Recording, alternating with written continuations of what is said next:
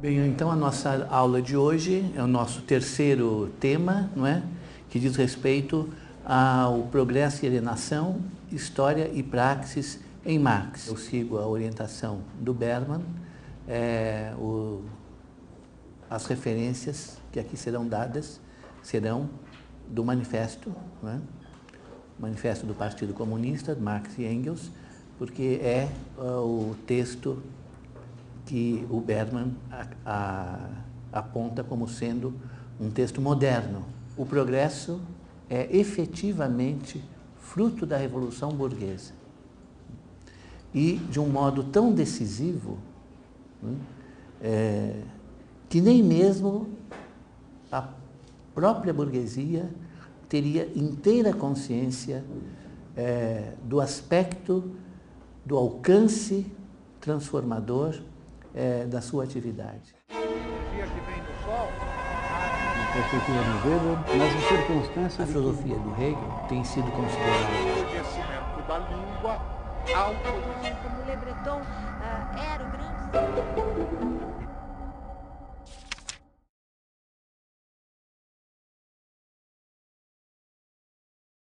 O que significa o progressivo esclarecimento da humanidade, do homem acerca de si mesmo, da sua história, do sentido do indivíduo, da sociedade, da história. Esse progressivo esclarecimento, esse movimento constante de descoberta, né, de si, do mundo, né, que não pode ser detido, não pode ser interrompido. Onde isso vai dar? Onde isso vai parar? Né? Então, nesse caso, o Berman, né, o Marshall Berman, ele, sem usar essas palavras, na verdade, ele coloca o seguinte, o que a gente poderia dizer que, como toda contradição vivida, há uma coisa de dramático aí, nessa liberdade de empreender ilimitada, né? Ou seja, de um lado você tem, do ponto de vista racional, uma contradição a ser compreendida, e de outro lado, como eu disse há pouco, você tem, do ponto de vista existencial, um drama a ser vivido. Né? Contradição a ser compreendida, drama a ser vivido. Diante disso, né, há o que o Berman chama de constrangimento. Constrangimento que é muito interessante e muito singular, que é um constrangimento do ser humano que se descobriu livre em realizar essa liberdade. Em realizar essa liberdade no sentido de percorrer o esclarecimento até as últimas consequências, como Kant queria que fosse. Né?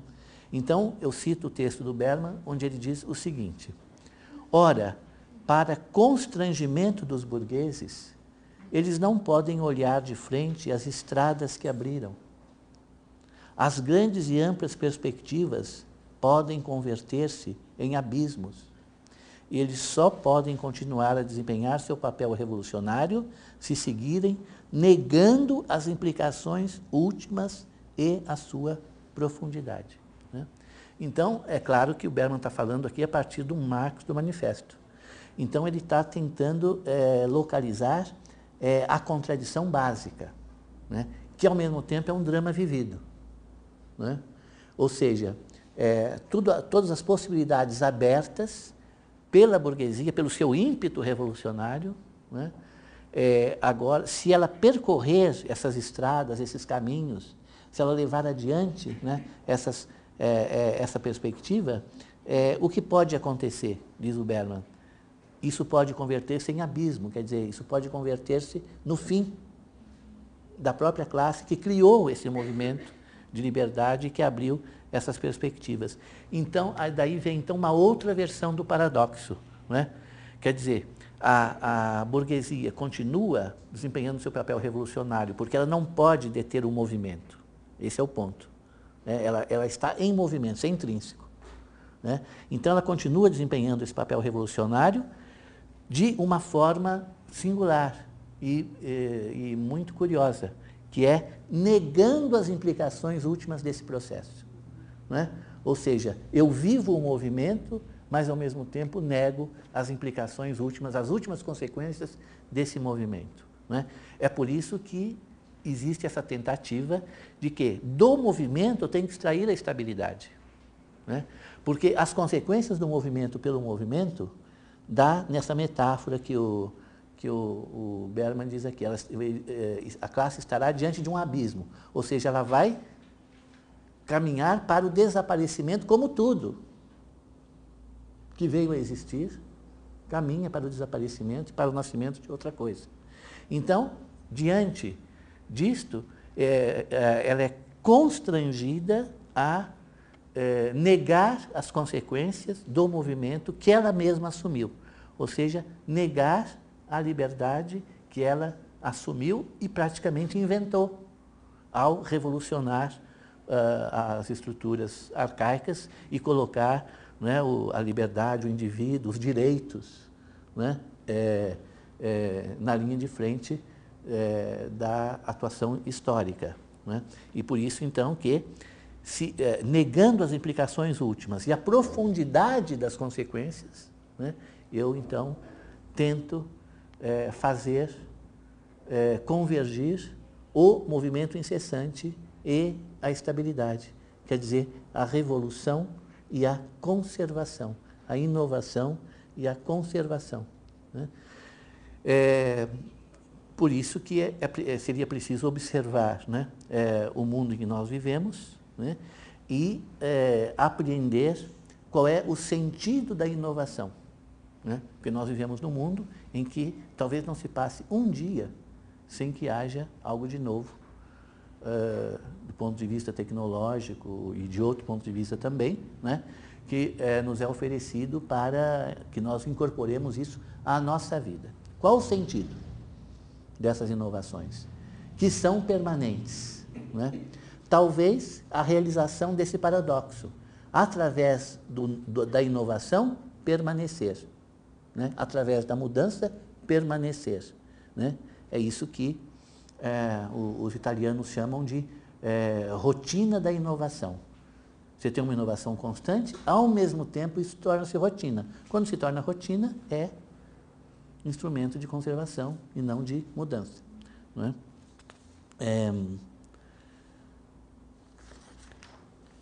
Então, num certo sentido, o que há de dramático nisso tudo, né, pelo menos se isso fosse encarado de frente pelos agentes históricos, é que, de alguma maneira, a burguesia tem que se manter aquém de si mesma, né?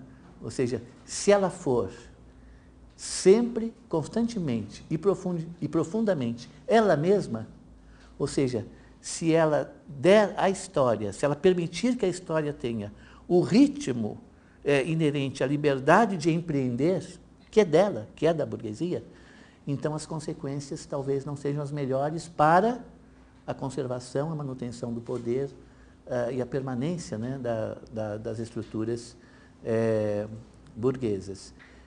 Então, a burguesia tem que se manter aquém de si mesma, numa tentativa de fazer com que o curso da história não leve o movimento inerente à mentalidade burguesa à superação da própria burguesia, né?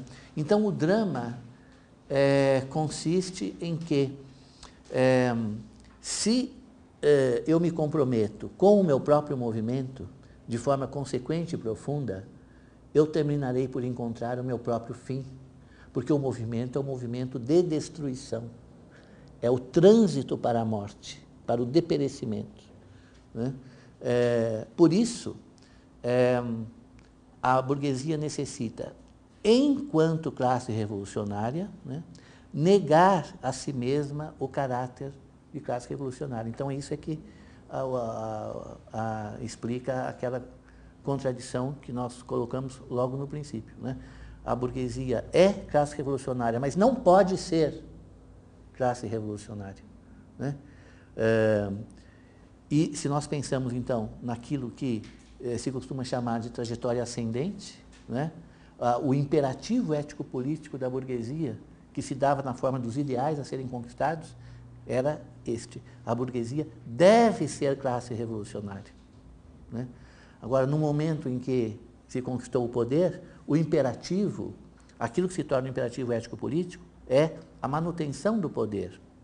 E, portanto, entra em contradição com o caráter revolucionário, porque não se pode manter-se no poder em revolução permanente, não é? Ou parece que não. Não é? Então, por isso que Hegel viu muito bem que a história tem, afinal de contas, que se realizar na dimensão do absoluto, né? Para que justamente essa tensão e esse movimento, que é um movimento destrutivo, ele possa mostrar que, afinal de contas, a finalidade dele é construtiva. Toda essa destruição foi para construir o absoluto, foi para que se chegasse ao absoluto. E uma vez colocado o absoluto, você colocou, então, a realização da ideia, a realização da ideia de história, da ideia de humanidade, da ideia de verdade, da ideia de bem, de belo, de tudo. Né? Tudo isso está posto, então, e realizado. E, portanto, justifica-se, né, a trajetória sangrenta, né, pelo resultado que foi obtido. Agora, na medida em que você retira esse caráter que o Marx entendia como sendo idealista, né, do absoluto no horizonte final, né, então é preciso que a classe burguesa se mantenha dentro desse movimento duplo, né? Afirmar-se como uma classe que é revolucionária, mas ao mesmo tempo como uma classe que já não pode mais ser, né? E, portanto, de alguma forma, a experiência histórica, né, no seu mais alto teor, que é a realização da liberdade, né, tem que se transformar na negação da história e na negação da liberdade. Ou seja, é como se fosse preciso que a burguesia ocultasse o vir a ser, ocultasse o devir histórico, ocultasse o próprio ser histórico do homem, que na verdade é a marca característica. Foi aquilo que ela trouxe, de novo, né, para o mundo. Agora, como eu posso, ao mesmo tempo, negar o movimento, negar o vir a ser, negar essa progressão histórica e manter a essência do capitalismo, que é o empreendedorismo, né? Como é que eu posso empreender se, no limite, empreender é empreender revoluções? Né? Como é que eu posso manter esse caráter empreendedor se eu não posso mais deixar que o movimento que esse caráter empreendedor opera vá adiante, prossiga até as suas últimas consequências, né? Então, chegamos a esse paradoxo, né, que é um paradoxo agora adotado, né, e que eu mencionei há pouco para vocês. Um progresso infinito e, ao mesmo tempo, fechado na dimensão de uma única organização social. Para que isso ocorra, é preciso que esta organização se ponha como razão de ser do progresso. Então, aí está a ambivalência da descoberta do Marx. De fato, é verdadeiro dizer que o progresso, tal como nós o detectamos ao longo da modernidade, é obra da burguesia. A Revolução Burguesa é que trouxe esse progresso. Então, de certa maneira, ela é condição dele, porque ela é que instaurou, né, esse caminho de progresso. Agora, é preciso que esse progresso, então, se mantenha, que ele continue com essa característica indefinida, em aberto, né, aberto para o infinito, mas, ao mesmo tempo, esse progresso não pode ser completo, porque ele não pode atingir a sua própria razão de ser. Quer dizer, quando a burguesia se reconhece como razão de ser do progresso, ela está tentando dizer que o progresso não pode superá-la. Porque aquilo que existe não pode superar a sua razão de ser. Ficaria solto, ficaria ilógico. Não é? O argumento é lógico. Não é? Quer dizer, se alguma coisa está sustentada numa certa razão de ser que possibilita, não é? E se essa mesma coisa voltar-se contra essa razão de ser que o possibilita e eliminá-la, elimina-se a si mesmo. Então, a eliminação da classe burguesa é a eliminação do progresso, da humanidade, de tudo aquilo que constituiu conquista positiva, né, da humanidade. E, portanto, tem que ser interpretado, no mínimo, como o advento da barbárie, né, e também como alguma coisa que fere os parâmetros racionais de compreensão histórica. Né. Isto é também reforçado pelo fato de que, já no século XVIII, está bastante clara a pretensão de universalidade da Revolução Burguesa. Né? Então, todas as organizações sociais e todas as divisões sociais até aqui estabelecidas, né? Até então estabelecidas,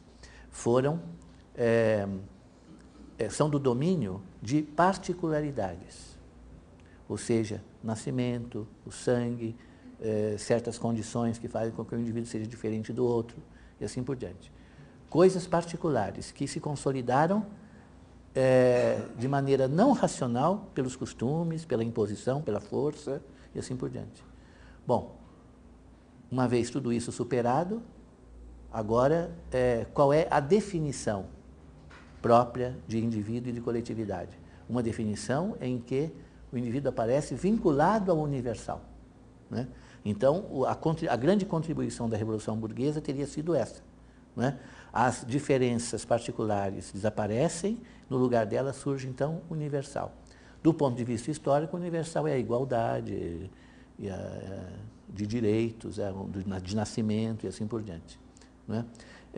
Então, se a burguesia se vê a si mesma como a realização desse universal, né, ela precisa supor que qualquer que seja o desenvolvimento histórico, não se poderá produzir uma diferença que se defina como oposição. O oposto do universal é o particular. Então, se você quer algo diferente da ordem burguesa, não vão voltar ao feudalismo. Vão voltar ao antigo regime, porque lá você tem o quê? Você tem a particularidade imperando. Né? Os indivíduos se definem pelas particularidades e não pelo universal. Mas uma vez que isso foi superado, você chegou ao universal, você não vai mais voltar a isso. Então, o que é que se opõe ao universal? Nada. Então, dentro do universal, você tem as diferenças que realizam e dão conta do progresso. Mas nada poderá se opor à universalidade realizada. Né? Esse também é o intuito do Hegel. Né? Chegar ao absoluto é chegar a algo totalmente realizado. Você não tem...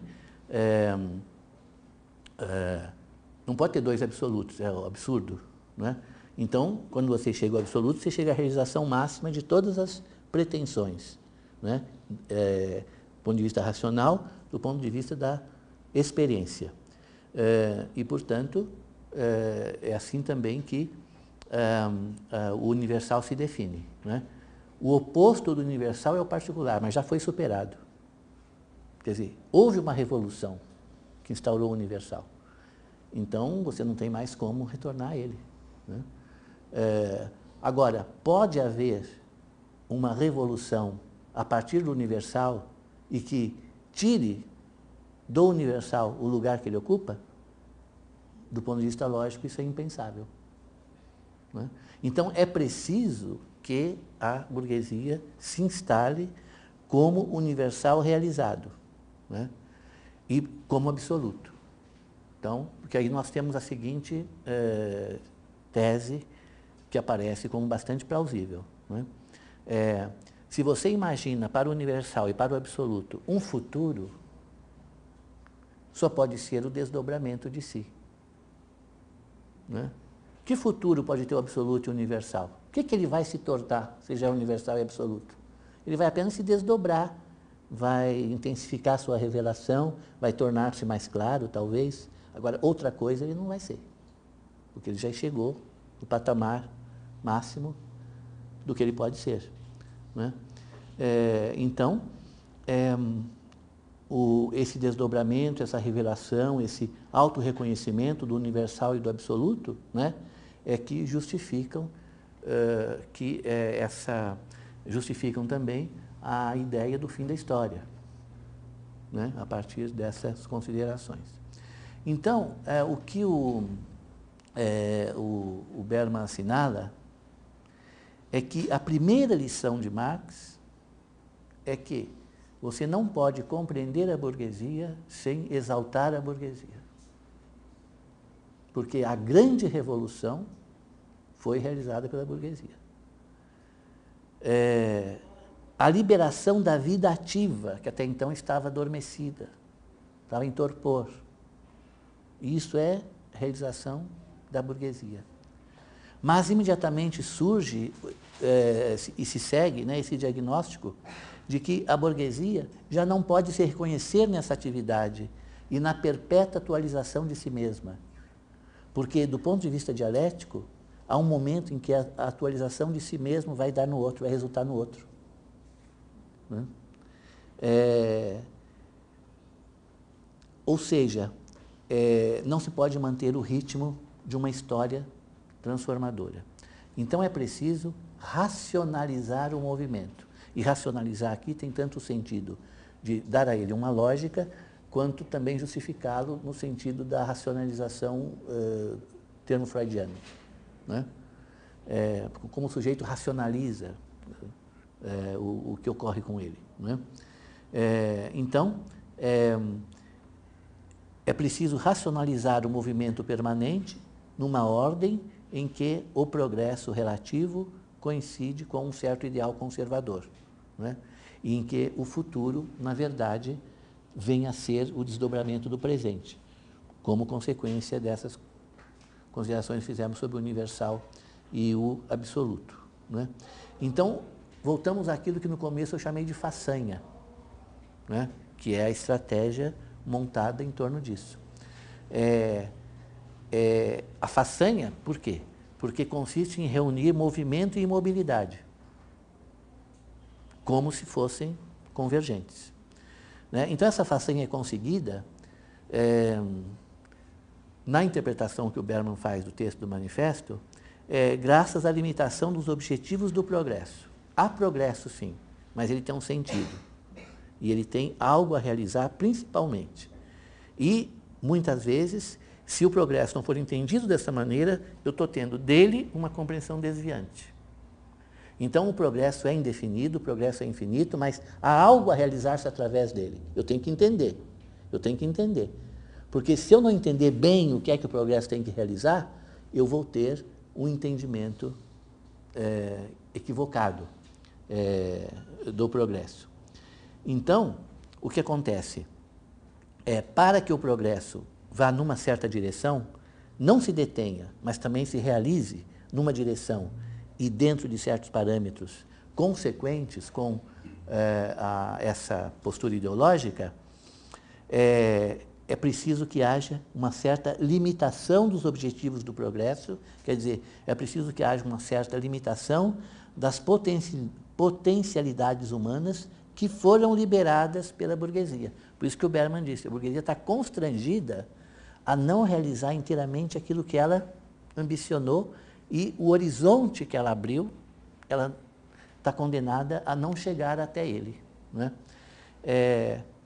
Então, isso acontece de que maneira? E aqui o Berman é bastante, digamos assim, anticonvencional e anti-ortodoxo na interpretação do Marx. Que ele diz o seguinte, a burguesia é a burguesia que considera o homem como basicamente um animal econômico. E, portanto, o objetivo do progresso, da organização social, da sociedade, da civilização e a experiência fundamental da humanidade e tudo aquilo que o ser humano é, por dentro e por fora, pode ser definido numa única palavra, capital.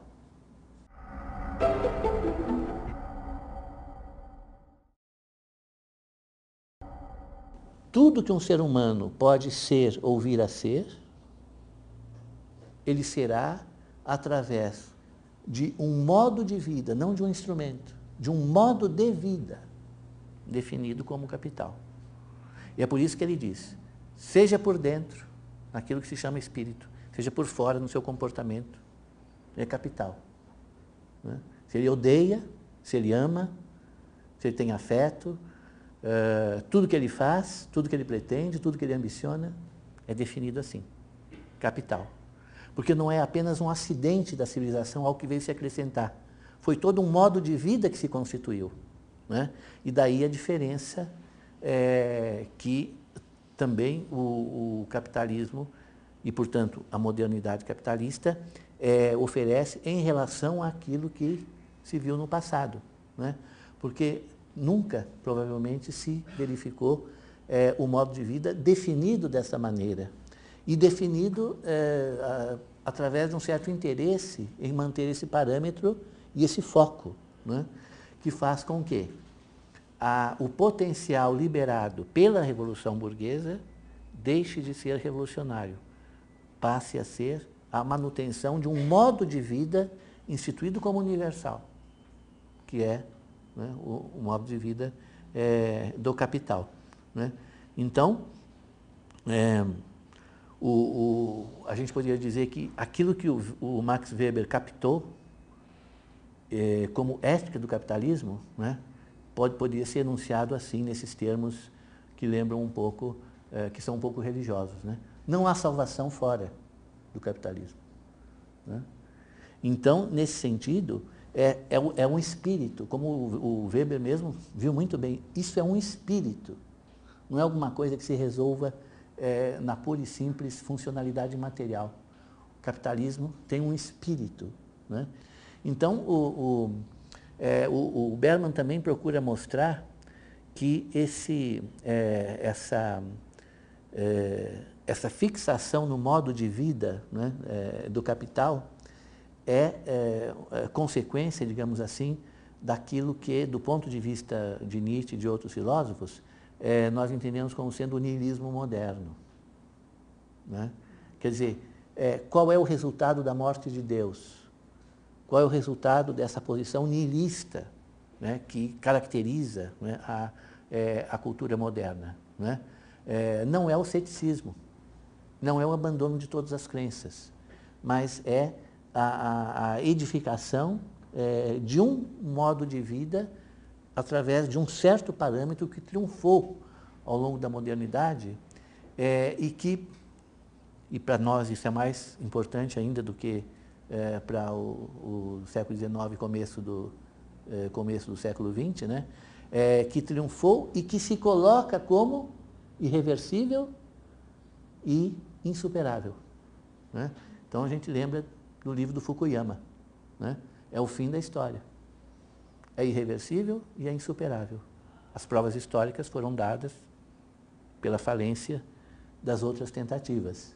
Né? Então, isso você está aí diante de um modo de vida. Quer dizer, nem sequer mais você pode pensar numa solução alternativa. Né? Então, isso aqui faz com que o pensamento, a teoria, a prática, tudo isso se converta naquilo que os filósofos, até o início da era medieval, chamavam de modo de vida.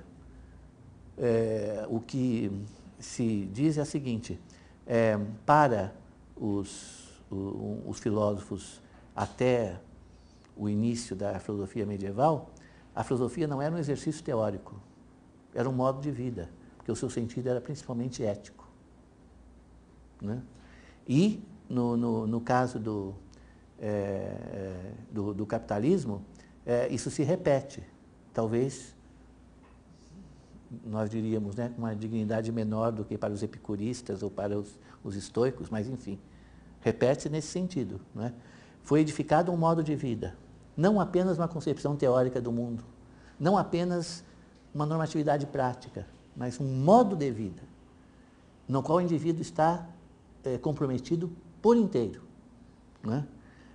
Desde o seu comportamento externo até o mais íntimo dos seus afetos, né? Então, o Bergman aproveita isso para dizer o seguinte: a análise que o Marx faz é uma análise da totalidade. O Marx não faz economia política, ou não faz só isso. Ele faz uma análise que abrange todos os aspectos da vida humana e detecta uma situação, né? Agora, é claro que, ao detectar essa situação, ao fazer esse diagnóstico, não é, o Marx tem em vista a superação. Porque a superação, de algum modo, ela já está incluída naquilo que a burguesia inventou. Porque a burguesia inventou a liberdade no sentido moderno, inventou o movimento, inventou a inovação, a transformação, a historicidade, o devir. Isso não, e ela não pode resistir a isso mesmo que ela inventou. Então ela vai ser superada por isso mesmo que ela inventou, e através das consequências da organização social que ela montou, que é a organização do proletariado, né? Então, Marx diz que todas essas invenções e grandes descobertas da burguesia servem à burguesia e servem ao proletariado, né? Então, servem à burguesia para se manter, servem ao proletariado para se organizar, no sentido de assumir o seu papel, não é? Então, nesse sentido, o capitalismo aponta para o fim de si mesmo. Tem uma frase do Bergman que ele diz o seguinte: a formidável energia liberada pelo advento da burguesia teve que ser canalizada para que o capitalismo não entrasse em combustão pelo calor incandescente da sua própria energia. Então teve que ser canalizada e contido. Mas não é possível. Quer dizer, a história tem uma dimensão objetiva, né, em que essa contenção da energia liberada pelo capitalismo, ela não vai dar certo.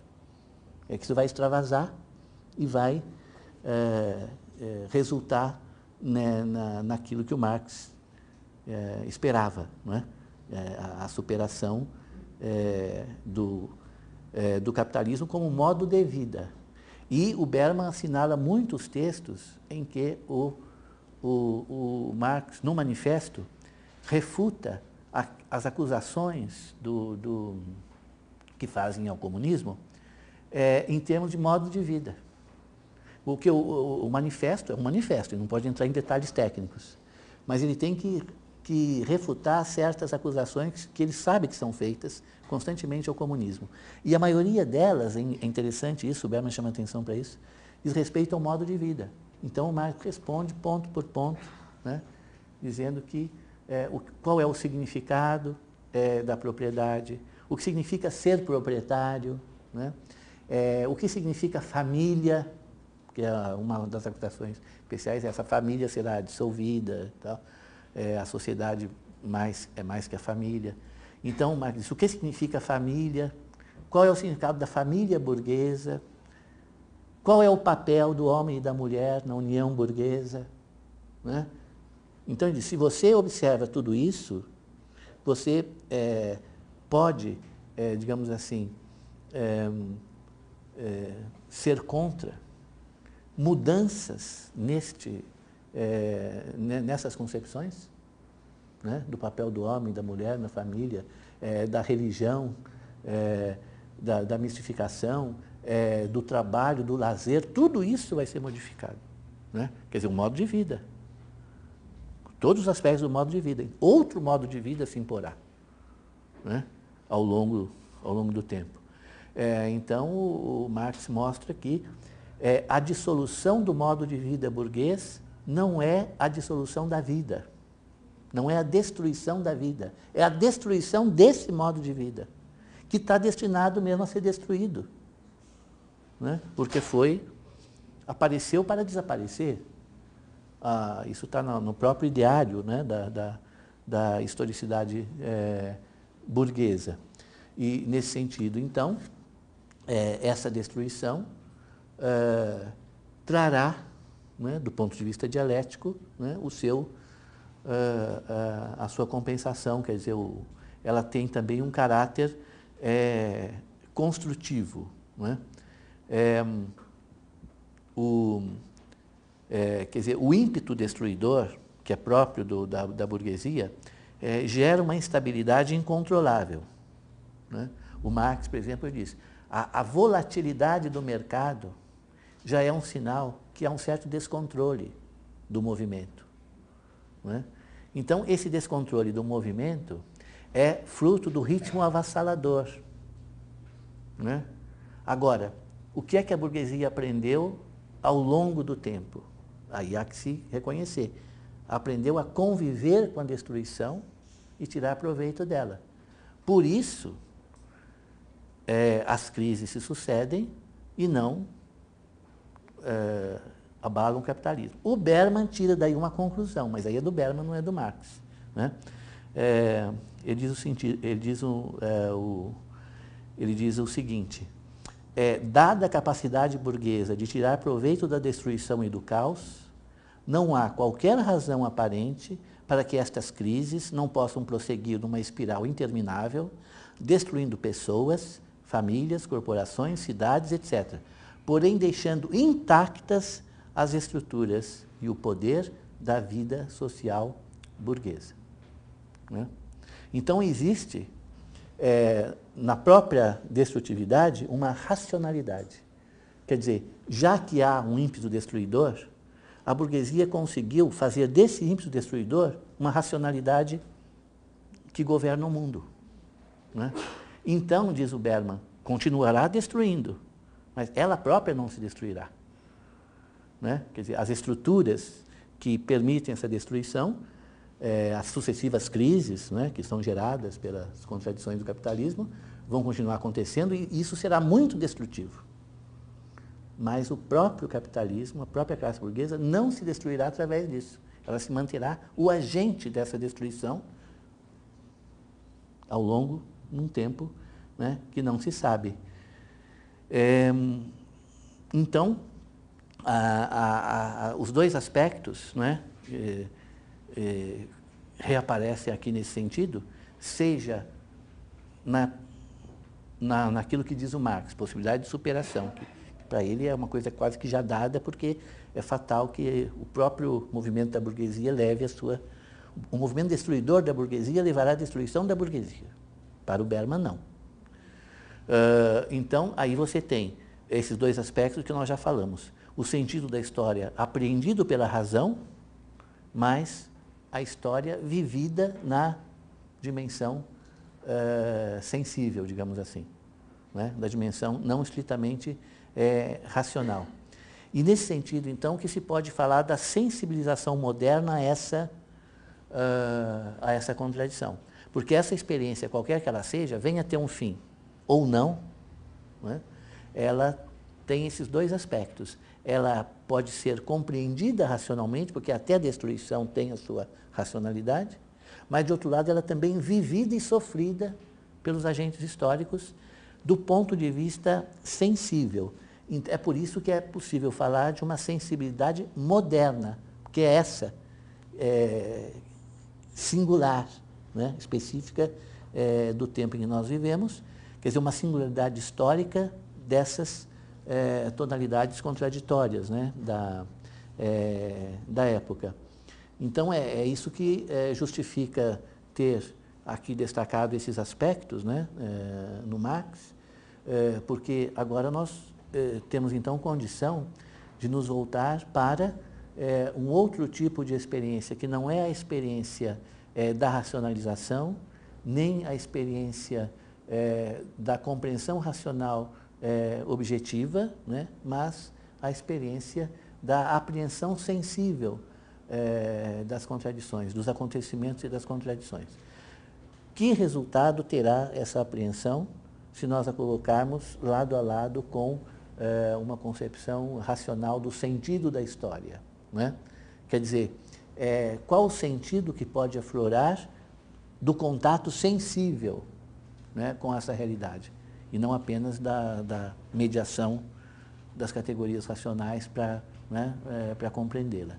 Então, destaquei esses aspectos porque agora, então, o que nós passaremos a ver nas próximas aulas será essa outra face, né, da experiência moderna, que é a face da sensibilização a essa contradição, né? Que, na verdade, o que o Marx quis mostrar, e o Berman também, é que da atividade exercida em nome da expansão do capital, surge a passividade e a alienação, né? Quer dizer, porque a pergunta que se pode fazer é essa: se a burguesia, essa atividade, esse movimento incessante, né, em que o sujeito parece tomar as rédeas de tudo e conduzir tudo na mais febril, né, excitação, né, como é que, dentro desse quadro, você pode falar em alienação, quer dizer, em passividade, em aceitação, em deixar-se levar, né, porque a contradição é essa, né? Quer dizer, o sujeito constrói a sua própria sujeição. O sujeito pode construir a sua subjetividade, ou ele pode construir a sua sujeição, quer dizer, a sua submissão, de acordo com a ambiguidade da palavra sujeito, que sempre é bom lembrar, né? Sujeito de e sujeito a, né? O Foucault nunca deixa de, todos os textos dele, né, de mostrar que tem essa ambiguidade, que na modernidade prevalece a dimensão positiva. O sujeito de direito, o sujeito do conhecimento, o sujeito da ética, o sujeito da ação, mas também existe a outra expressão igualmente válida, o sujeito à ciência, o sujeito à técnica, o sujeito à ação, o sujeito aos outros sujeitos, e assim por diante, né? Então, essa dimensão alienada, ela é algo do sujeito, né? Então, o sujeito, ele pode construir a sua subjetividade e pode construir a sua própria sujeição. E é por isso que a liberdade tem algo de paradoxal, né? Porque parece que alienação, certamente, é o contrário da atividade livre, né? Mas está também relacionada com a atividade livre, quando essa atividade se desvincula da sua origem e perde a sua finalidade. Então, essa atividade toda, né, torna-se uma atividade de sujeição.